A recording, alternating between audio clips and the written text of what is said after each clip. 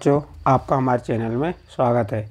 बच्चों, आपको हम कक्षा 10वीं सामाजिक विज्ञान के बहुविकल्प प्रश्न बता रहे हैं जो बहुत कम समय में आपको तैयार हो जाएंगे, जो आपके पेपर के लिए बहुत महत्वपूर्ण है। बच्चों, आपको इसके पहले वाले पार्ट 1 में हमने आपको भूगोल से संबंधित कुछ बहुविकल्पी प्रश्न बताए थे। अब आपको हम अध्याय 9 जो आपका इतिहास के तहत आता है, अध्याय 9 इतिहास है, द्वितीय भाग, उसके में हम पढ़ा रहे हैं आपको उसका अध्याय 9 भारत में राष्ट्रवाद। इसके बहुविकल्पी प्रश्न बता रहे हैं। इसका पहला प्रश्न है, सत्याग्रह निम्नलिखित में से क्या था? नंबर 1 हथियारों का बल, शुद्ध आत्मी बल, नंबर 3 कमज़ोर का हथियार, नंबर 4 भौतिक बल। तो इसका सही आंसर है शुद्ध आत्मी बल। यानी सत्याग्रह से इसका संबंध है कि जहाँ शुद्ध आत्मी बल है वही सत्याग्रह कहलाता है, हथियारों से नहीं कहलाता, कमज़ोर का हथियार भी नहीं कहलाता, भौतिक बल भी नहीं कहलाता। इसके बाद इसका दूसरा नंबर देखिए, दक्षिण अफ्रीका में नस्ल भेदी सरकार से लोहा लेने के लिए महात्मा गांधी ने निम्नलिखित में से किस पद्धति को अपनाया था? नंबर 1 सत्याग्रह, नंबर 2 भूख हड़ताल, नंबर 3 जेल भरो आंदोलन, नंबर 4 प्रार्थना। इसका सही आंसर है नंबर 1 सत्याग्रह। इसका अगला प्रश्न है आपका प्रश्न नंबर 3, हिंद स्वराज नामक पुस्तक का लेखक निम्नलिखित में से कौन था? Number 1 Sardar Patel, number 2 Aurobindo Ghosh, number 3 Mahatma Gandhi, number 4 बाल गंगाधर तिलक। इसका सही आंसर है नंबर 3 महात्मा गांधी। अब इसका प्रश्न नंबर 4 देखिए। प्रश्न नंबर 4 क्या है? निम्नलिखित में से किसने रोलेट एक्ट 1919 पारित किया था? Number 1 imperial legislative council, number 2 Bharat सरकार, number 3 British council, number 4 statutory commission. इसका पहला आंसर नंबर 1 आंसर आ जाएगा इम्पीरियल लेजिस्लेटिव काउंसिल। इसका पहला नंबर का आंसर हो गया। फिर अगला प्रश्न नंबर 5 देखिए, गांधी जी के नमक सत्याग्रह में कितने मील पैदल यात्रा हुई है? तो इसका पहला ऑप्शन है 320 मील, दूसरा ऑप्शन है 240 मील, तीसरा ऑप्शन है 360 मील और चौथा ऑप्शन 200 मील। तो इसका दूसरे नंबर का विकल्प सही है 240 मील। इसके बाद प्रश्न नंबर 6 देखिए, किस स्थान पर महात्मा गांधी द्वारा आयोजित नमक मार्च समाप्त हुआ? पहला Surat, number 2 Sabarmati, number 3 Bombay, number 4 Dandi. तो इसका सही आंसर है नंबर 4 डांडी। फिर इसका प्रश्न नंबर 7 देखिए, भारत में साइमन कमीशन का बहिष्कार किया गया था।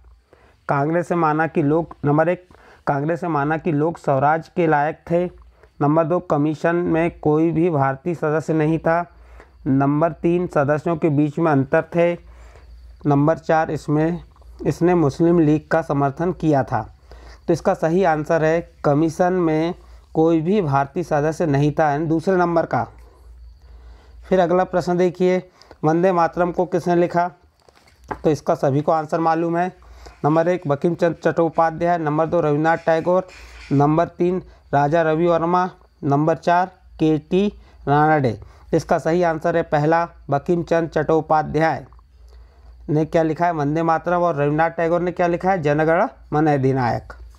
तो इसके बाद अगला प्रश्न नंबर 9, गांधी जी अफ्रीका से भारत कब लौटे? फरवरी 1911, जनवरी 1912, फरवरी 1917, जनवरी 1915। इसका आंसर नंबर 3 सही है, जनवरी 1915। गांधी जी अफ्रीका से भारत जनवरी 1915 में लौटे थे, यानी इसका तीसरे नंबर का आंसर सही है। इसके बाद अगला प्रश्न देखिए, गांधी जी ने साबरमती आश्रम की स्थापना कब की? Number 1 1915, number 2 1916, number 3 1917, number 4 1920। इसका सही आंसर है नंबर 2 1916। इसके बाद अगला प्रश्न है, गांधी जी ने खिलाफत आंदोलन का समर्थन क्यों किया? नंबर 1 क्योंकि खलीफा भारतीय स्वतंत्रता संघर्ष का समर्थक था। नंबर 2, क्योंकि गांधी जी अंग्रेज़ों के विरुद्ध मुसलमानों का समर्थन चाहते थे। नंबर 3, क्योंकि खलीफा भारतीय सभ्यता और संस्कृति के प्रेमी थे। नंबर 4, क्योंकि टर्की ने भारतीय स्वतंत्रता का समर्थन किया। प्रश्न को फिर से समझिए, खिलाफत आंदोलन का समर्थन क्यों किया? उसका सही आंसर है नंबर 2, क्योंकि गांधी जी अंग्रेज़ों के विरुद्ध मुसलमानों का समर्थन चाहते थे। अगला प्रश्न है 12 नंबर का, रॉलेट एक्ट का उद्देश्य। नंबर 1, सभी हड़तालों को गैर कानूनी घोषित करना। नंबर 2, आंदोलनकारियों का दमन करना। नंबर 3, सभी के मध्य समानता स्थापित करना। नंबर 4, उपयुक्त सभी। तो इसका सही आंसर है नंबर 2, आंदोलनकारियों का दमन करना। रॉलेट एक्ट का उद्देश्य, जो मुख्य उद्देश्य था, जो आंदोलनकारी थे उनका दमन करना। इसके बाद प्रश्न क्रमांक 13 देखिए, सविनय अवज्ञा आंदोलन के कार्यक्रम में निम्नलिखित में कौन शामिल नहीं है? नंबर 1, देशवासियों को नमक बनाना चाहिए। नंबर 2, विदेशी वस्त्रों की होली जलाई जाए। नंबर 3, हिंसात्मक साधनों से कानूनों का उल्लंघन किया जाए। और नंबर 4, शराब की दुकानों पर धरना किया जाए। इसका सही आंसर है नंबर 3, हिंसात्मक संसाधनों से कानूनों का उल्लंघन किया जाए। इसके बाद प्रश्न नंबर 14 देखिए, गांधी जी के नेतृत्व में असहयोग का कार्यक्रम अपनाया गया। 1908 में, 1912 में, 1918 में, 1920 में। इसका सही आंसर है चौथे नंबर का 1920 में। इसके बाद प्रश्न नंबर 15 देखिए, दिसंबर 1929 में हुए लाहौर अधिवेशन, कौन सा अधिवेशन? लाहौर अधिवेशन के अध्यक्ष थे। Number 1, Motilal Nehru. Number 2, Pandit Jawaharlal Nehru. Number 3, Mahatma Gandhi. और नंबर 4, मौलाना आज़ाद। इसका सही आंसर है नंबर 3, महात्मा गांधी। इस प्रकार से आपके जो अध्याय 9 भारत में राष्ट्रवाद, इसके बहुविकल्पी प्रश्न बताए। इसके बाद आगे चलते हैं, अध्याय 11 आएगा। अध्याय 11 में जो दिया है औद्योगिकरण का युग, इसके बहुविकल्पी प्रश्न पढ़ेंगे। नंबर 1 है, औद्योगिक क्रांति सर्वप्रथम कहाँ प्रारंभ हुई? औद्योगिक क्रांति सर्वप्रथम कहाँ प्रारंभ हुई? Number 1, France. Number 2, England. Number 3, Italy. Number 4, Germany. इसका सही आंसर है नंबर 2, इंग्लैंड। इंग्लैंड में औद्योगिक क्रांति सर्वप्रथम प्रारंभ हुई थी। नंबर 2, प्रश्न नंबर 2, भारत में सूती कपड़े का उत्पादन कब दोगुना हुआ? भारत में सूती कपड़े का उत्पादन कब दोगुना हुआ? तो नंबर 1 है 1900 से 1912 में। नंबर 2 है 1890 से 1895 में। नंबर 3 है 1908 से 1920। और नंबर 4 1905 से 1918। इसका सही आंसर है नंबर 1, 1900 से 1912। प्रश्न नंबर 3 देखिए, जेम्स वाट ने भाप के इंजन का पेटेंट किस वर्ष में कराया? यानी कि जेम्स वाट ने भाप इंजन कब बनवाया, किस वर्ष बनवाया? पहला नंबर है 1871 में। नंबर 2 1881 में। नंबर 3 1891 में। नंबर 4 1901 में। इसका सही आंसर है 1891, इसका सही आंसर है 1871 में। नंबर 1 1871 में। फिर अगला प्रश्न देखिए, बंगाल में देश का पहला जूट मिल कब चालू हुआ? जो बंगाल है उसमें देश का पहला जूट मिल कब चालू हुआ? नंबर 1 1880 में। नंबर 2 1870 ईस्वी में। नंबर 3 1855 ईस्वी में। नंबर 4 1845 ईस्वी में। इसका सही आंसर नंबर 3 1855 ईस्वी में।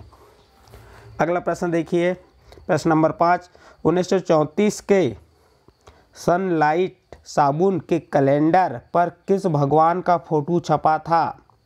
1934 के सनलाइट साबुन के कैलेंडर पर किस भगवान का फोटो छपा था? नंबर 1 भगवान गणेश। नंबर 2 भगवान विष्णु। नंबर 3 भगवान कृष्ण। और नंबर 4 भगवान विष्णु। इसका सही आंसर है नंबर 4 भगवान विष्णु। इसका प्रश्न नंबर 6 देखिए, 1930 से 40 के दशक के यूनियन कार्यकर्ताओं का नाम बताइए। बसंत पार्कर। नंबर 1 बसंत पार्कर। नंबर 2 भाई भोसले। नंबर 3 अनंत पूर्वे। नंबर 4 भाई ठाकरे। इसका सही आंसर है नंबर 2 भाई भोसले। प्रश्न नंबर 7 देखिए, 1811-12 में सूती माल का हिस्सा कुल निर्यात में कितना था? Number 1 53%, number 2 43%, number 3 33%, number 4 23%। इसका सही आंसर है आपका तीसरा नंबर 33%। अगला प्रश्न है प्रश्न number 8, E.T. Paul music company ने किस सन में संगीत की एक किताब प्रकाशित की थी? नंबर 1 1900 में, नंबर 2 1890 में, नंबर 3 1880 में, नंबर 4 1870 में। इसका सही आंसर है नंबर 1 1900 में। नेक्स्ट प्रश्न है आपका 9 नंबर, इंग्लैंड में सबसे पहले किस दशक में कारखाने खुले? नंबर 1 1730 के दशक में, नंबर 2 1750 के दशक में, नंबर 3 1770 के दशक में, नंबर 4 1790 के दशक में। इसका सही आंसर है नंबर 1 1930 के दशक में। अगला प्रश्न है, मुंबई में पहला कपड़ा मिल कब चालू हुआ? इंपॉर्टेंट प्रश्न है, मुंबई में पहला कपड़ा मिल कब चालू हुआ? तो इस नंबर 1 1830 में, नंबर 2 1854 में, नंबर 3 1864 में, नंबर 4 1840 में। इसका सही आंसर है नंबर 2 1854 में। इसके बाद प्रश्न नंबर 11 देखिए, इंग्लैंड प्रिंटर्स में 2 जादूगरों की तस्वीर कब प्रकाशित हुई? नंबर 1 15 फरवरी 1900 में, नंबर 2 26 जनवरी 1901 में, नंबर 3 14 फरवरी 1903 में और नंबर 4 20 जनवरी 1905। प्रश्न में कहा है इंग्लैंड प्रिंटर्स में 2 जादूगरों की तस्वीर कब प्रकाशित हुई? इसका सही आंसर है नंबर 2 26 जनवरी 1901 में। फिर नेक्स्ट प्रश्न 12 नंबर का देखिए, 20वीं शताब्दी में आयातित कपड़ों के मैनचेस्टर के लेबल पर किस प्रकार के चित्र छपे होते थे? नंबर 1 भारतीय देवी देवताओं के, नंबर 2 भारतीय पशु पक्षियों के, नंबर 3 भारतीय नेताओं के, नंबर 4 भारतीय फूलों के।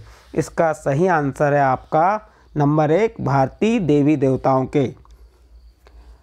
अगला प्रश्न है, दूसरी जूट मिल कब शुरू हुई? अभी इसके पहले का एक प्रश्न पढ़े थे हमने, जूट संबंधित एक प्रश्न पढ़े थे कि भारत बंगाल में देश का पहला जूट मिल कब चालू हुआ। अब इसका अगला प्रश्न है, दूसरी जूट मिल कब शुरू हुई?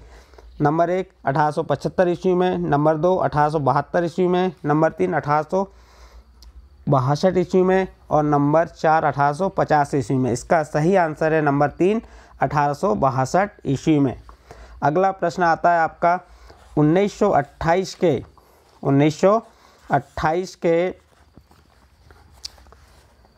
ग्राइप वाटर के कैलेंडर पर किस भगवान का चित्र अंकित था? तो नंबर 1 लक्ष्मी जी का, नंबर 2 विष्णु भगवान का, नंबर 3 बाल कृष्ण का और नंबर 4 सरस्वती जी का। इसका सही आंसर है नंबर 3 बाल कृष्ण का। नंबर 3 बाल कृष्ण का। इस प्रकार से आपके इस अध्याय 11 औद्योगिकरण का युग के बहुविकल्पी प्रश्नों को बताया गया। अब आगे अध्याय 15 पे आते हैं, वह है आपका लोकतंत्र और विविधता। इसके बहुविकल्पी प्रश्नों को पढ़ेंगे। इसका पहला बहुविकल्पी प्रश्न क्या है? निम्नलिखित में से किस देश को धार्मिक और जाति पहचान के आधार पर विखंडन का सामना करना पड़ा? Number 1 Belgium, number 2 Bharat, number 3 Yugoslavia और नंबर 4 नीदरलैंड। इसका सही आंसर है आपका तीसरा नंबर का यूगोस्लाविया। अगला प्रश्न देखिए, सामाजिक विभाजनों को संभालने के संदर्भ में इनमें से कौन सा बयान लोकतांत्रिक व्यवस्था पर लागू नहीं होता? पहला है, लोकतंत्र में राजनीति प्रतिद्वंदिता के चलते सामाजिक विभाजनों का छाया राजनीति पर भी पड़ती है। नंबर 2 है, लोकतंत्र विभिन्न समुदायों के लिए शांति ढंग से अपनी शिकायतें जाहिर करना संभव है। और नंबर 3, लोकतंत्र सामाजिक विभाजनों को हल करने का सबसे अच्छा तरीका है। इसके बाद नंबर 4 है लोकतंत्र सामाजिक विभाजनों के आधार पर समाज को विखंडन की ओर ले जाता है। तो इसका सही आंसर आएगा चौथा नंबर, क्योंकि इसमें पूछा गया है कि लोकतांत्रिक व्यवस्था पर लागू नहीं होता। तो लोकतांत्रिक व्यवस्था पर जो लागू नहीं होता वह चौथे नंबर का है, लोकतंत्र सामाजिक विभाजनों के आधार पर समाज को विखंडन की ओर ले जाता है। ये आंसर इसका सही आएगा। इसके बाद देखिए प्रश्न नंबर 3, टॉमी स्मिथ का किस खेल से संबंध था? नंबर 1 फुटबॉल, नंबर 2 धावक, नंबर 3 हॉकी, नंबर 4 कुश्ती। तो जो टॉमी स्मिथ थे इनका संबंध धावक नामक खेल से था। तो इसका आंसर आएगा नंबर 2 धावक। अगला प्रश्न है ताकत के दम पर एकता बनाए रखने की कोशिश अक्सर किस ओर ले जाती है? ताकत के दम पर एकता बनाए रखने की कोशिश अक्सर किस ओर ले जाती है? विभाजन, एकता, संगठन, उपयुक्त में से कोई नहीं। तो इसका सही आंसर है नंबर 1 विभाजन की ओर ले जाती है। इसके बाद प्रश्न नंबर 5 देखिए 1968 में ओलंपिक खेलों का आयोजन किस शहर में हुआ था? 1968 में ओलंपिक खेलों का आयोजन किस शहर में हुआ था? तो इसका नंबर 1 है फ्रांस में हुआ था, number 2 Tokyo, number 3 Mexico, number 4 New York. तो इसका सही आंसर है मेक्सिको, नंबर 3 मेक्सिको। इसके बाद नंबर 6 देखिए प्रश्न नंबर 6, आयरिश रिपब्लिकन आर्मी और ब्रिटेन की सरकार के बीच किस वर्ष में एक समझौता हुआ था? नंबर 1 2007 में, नंबर 2 2005 में, नंबर 3 2002 में, नंबर 4 2000 में। इसका सही आंसर है 2005 में। इसका सेकंड नंबर का आंसर सही है 2005 में। इसका प्रश्न नंबर 7 देखिए अश्वेत शक्ति आंदोलन किस वर्ष में उभरा? 1966 में, 1970 में, 1975 में, 1980 में। इसका सही आंसर है आपका पहला नंबर 1966 में। अगला प्रश्न देखिए सामाजिक विभाजनों का प्रमुख आधार क्या है? प्रश्नों को पढ़िए। सामाजिक विभाजनों का प्रमुख आधार क्या है? नवीन व्यवस्था अपनाना, नहीं ये हो ही नहीं सकता। दूसरा है जगहों में प्रस्थान, ये भी नहीं हो सकता। तीसरा है धर्म परिवर्तन, ये भी नहीं हो सकता। चौथा जन्म, तो इसका सामाजिक विभाजनों का प्रमुख आधार है जन्म, चौथे नंबर का आंसर आएगा। फिर नेक्स्ट देखिए इसके बाद आपका 9 नंबर आ रहा है। 9 नंबर क्या है? 9 नंबर है निम्न में से कौन सा भारत में सामाजिक विभाजन का आधार नहीं है? प्रश्न नंबर 9 क्या कह रहा है? निम्न में से कौन सा भारत में सामाजिक विभाजन का आधार नहीं है? नंबर 1 स्वास्थ्य, धर्म, नंबर 2 धर्म, नंबर 3 भाषा, नंबर 4 जाति। इसमें नहीं है तो आएगा स्वास्थ्य, पहला नंबर आ जाएगा इसका आंसर। इसके बाद 10 नंबर देखिए स्मिथ और कार्लोस का ओलंपिक पदक वापस क्यों लिया गया था? प्रश्न स्मिथ और कार्लोस का ओलंपिक पदक वापस क्यों लिया गया था? नंबर 1 संघ ने उन्हें राजनीतिक बयान देकर ओलंपिक भावना का उल्लंघन करने का दोषी माना था।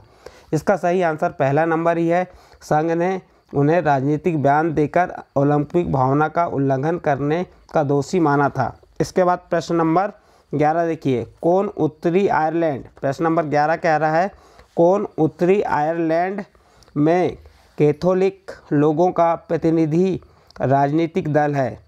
Democratic party, labour party, unionist party और नेशनलिस्ट पार्टी। इसका सही आंसर है चौथे नंबर का नेशनलिस्ट पार्टी। इस प्रकार से आपका अध्याय 15 का जो लोकतंत्र विविधता के बहुविकल्पी प्रश्न आपको बताए गए। अब इसके बाद आगे चलते हैं। आगे आपका आ जाएगा अध्याय 16। अध्याय 16 में क्या है? अध्याय 16 है जाति, धर्म और लैंगिक मसले।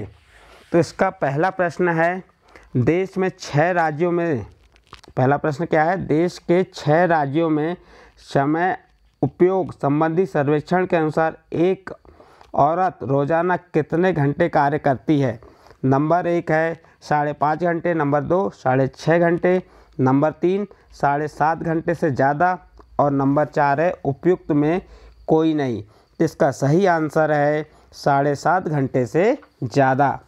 अगला प्रश्न है औरत और पुरुष के, अगला प्रश्न क्या है, प्रश्न नंबर 2, औरत और पुरुष के समान अधिकारों और अवसरों में विश्वास करने वाली महिला या पुरुष को कहा जाता है? नारीवादी नंबर 1, नंबर 2 साम्यवादी, नंबर 3 संप्रदायवादी, नंबर 4 समाजवादी। इसका सही आंसर है नंबर 1 नारीवादी। इसके बाद प्रश्न नंबर 3 देखिए, निम्नलिखित में से किसमें महिला के लिए 1/3 स्थान आरक्षित है? निम्नलिखित में से किसमें महिलाओं के लिए 1/3 स्थान आरक्षित है? राज्यों की विधानसभा में, पंचायतों में, लोकसभा में, सरकारी नौकरियों में। इसका सही आंसर आएगा आपका सेकंड नंबर, पंचायतों में। नेक्स्ट देखिए, उस प्रक्रिया को क्या कहते हैं जिसमें लोग ग्रामीण क्षेत्रों से शहरों की ओर पलायन करते हैं? पश्चिमीकरण, आधुनिकीकरण, ग्रामीकरण और नगरीकरण। इसका चौथा नंबर आएगा सही नगरीकरण। प्रश्न नंबर 5 देखिए, जब हम लैंगिक विभाजन की बात करते हैं तो हमारा अभिप्राय होता है? नंबर 1 स्त्री और पुरुष के बीच जैविक अंतर, नंबर 2 समाज द्वारा स्त्री और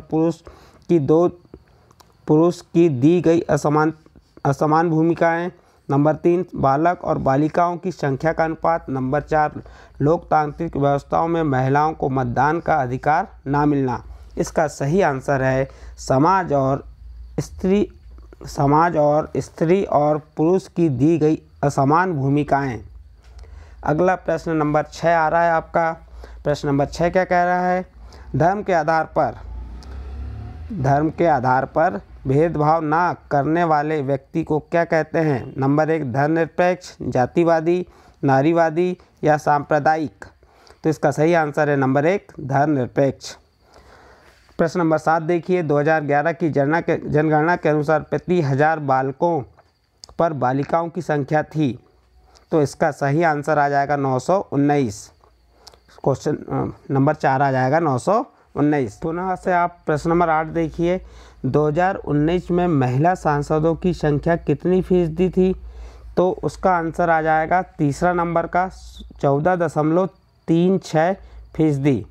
इसके बाद प्रश्न नंबर 9 देखिए, 2011 में देश की आबादी में अनुसूचित जाति का हिस्सा था, कितना हिस्सा था? इसका सेकंड नंबर का आंसर आएगा 16.6%। 16.6%। इसके बाद प्रश्न नंबर 10 देखिए, प्रश्न नंबर 10 कह रहा है 2011 में देश की आबादी में अनुसूचित जनजाति का हिस्सा था। तो इसका सही आंसर है 2011 में देश की आबादी की अनुसूचित जनजाति का हिस्सा था 8.6%। अगला प्रश्न देखिए, भारतीय संविधान के बारे में इसमें से कौन सा कथन गलत है? यह नंबर 1 यह धर्म के आधार पर भेदभाव की मनाही करता है। नंबर 1 क्या कह रहा है? यह धर्म के आधार पर भेदभाव की मनाही करता है। नंबर 2 है यह एक धर्म को राजकीय धर्म बताता है। नंबर 3 है सभी लोगों को कोई भी धर्म मानने की आज़ादी देता है। नंबर 4 है किसी धार्मिक समुदाय में सभी नागरिकों को बराबरी का हिस्सा या अधिकार देता है। इसका सही आंसर है नंबर 2, यह एक धर्म को राजकीय धर्म बताता है, जो कथन गलत है। इसके बाद अगला प्रश्न है, निम्नलिखित में से कौन सा सांप्रदायिकता का कारण नहीं है? नंबर 1 राज्य का अपना कोई धर्म नहीं होता। नंबर 2 जब एक धर्म के साथ दूसरे धर्म का भेदभाव होता है। नंबर 3 किसी एक धार्मिक समूह की मांग दूसरे धार्मिक समूह के विरोध में होती है। नंबर 4 धर्म आधारित देश। इसका सही आंसर है नंबर 1 राज्य का अपना कोई धर्म नहीं होता, सांप्रदायिकता का कारण नहीं है। तो इसका सही आंसर क्या आ जाएगा? राज्य का अपना कोई धर्म नहीं होता। नेक्स्ट प्रश्न नंबर 13 देखिए, प्रश्न नंबर 13 क्या कह रहा है? वह समाज जो महिलाओं की अपेक्षा पुरुषों को अधिक महत्व एवं ज़्यादा शक्ति प्रदान करता है, साम्यवादी समाज कहलाता है, पितृ प्रधान समाज कहलाता है, नारीवादी समाज कहलाता है, समाजवादी समाज कहलाता है। तो इसका आंसर सही आ जाएगा नंबर 2 पितृ प्रधान समाज। प्रश्न था कि वह समाज जो महिलाओं की अपेक्षा पुरुषों को अधिक महत्व एवं ज़्यादा शक्ति प्रदान करता है। तो इसका सेकंड नंबर का आंसर आ जाएगा पितृ प्रधान समाज। अगला प्रश्न है प्रश्न नंबर 14, निम्न में से किस देश में महिलाओं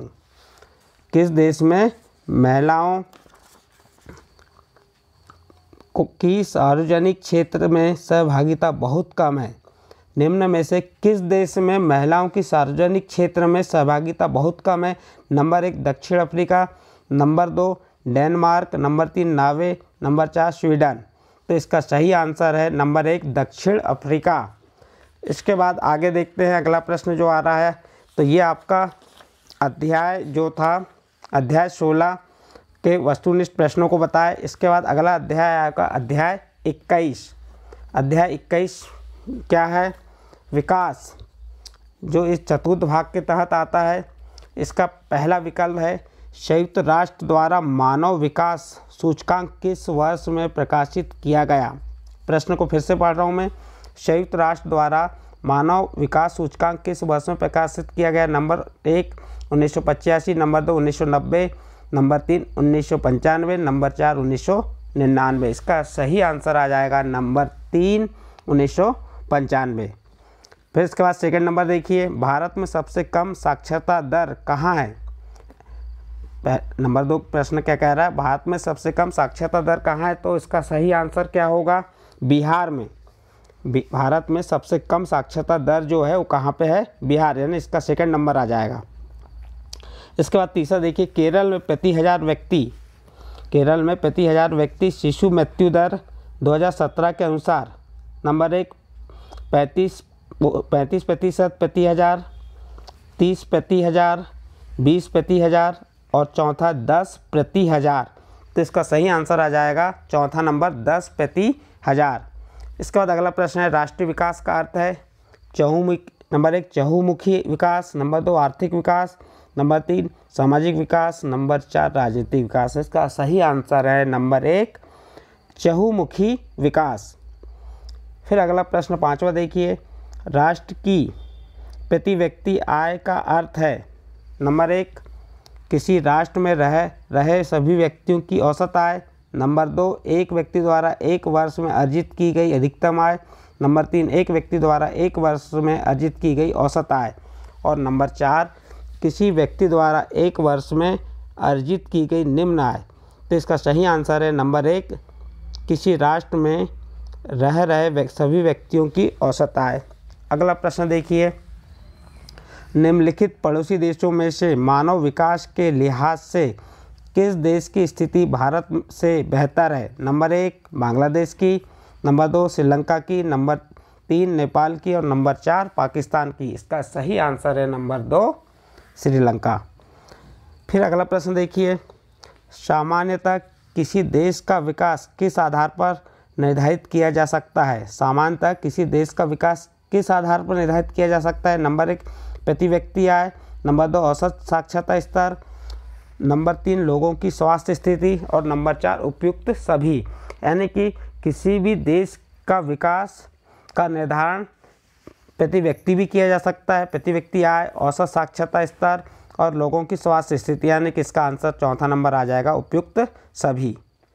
अगला प्रश्न है प्रश्न नंबर 8, मान लीजिए कि एक देश में 4 परिवार हैं। इन परिवारों की प्रति व्यक्ति आय 5000 है। अगर 3 परिवारों की आय 4000, 7000 और 3000 है तो चौथे परिवार की आय क्या होगी?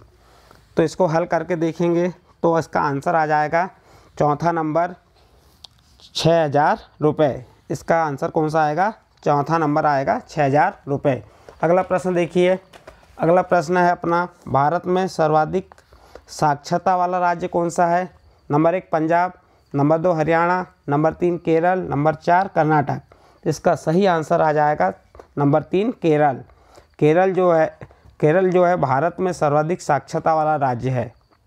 उसके बाद नंबर 10 देखिए, केंद्रीय सांख्यिकी संगठन CSO किस वर्ष से राष्ट्रीय आय अनुपात पर आधारित वार्षिक रिपोर्ट दे रहा है? नंबर 1 1970, नंबर 2 1965, नंबर 3 1960 और नंबर 4 है 1955 से।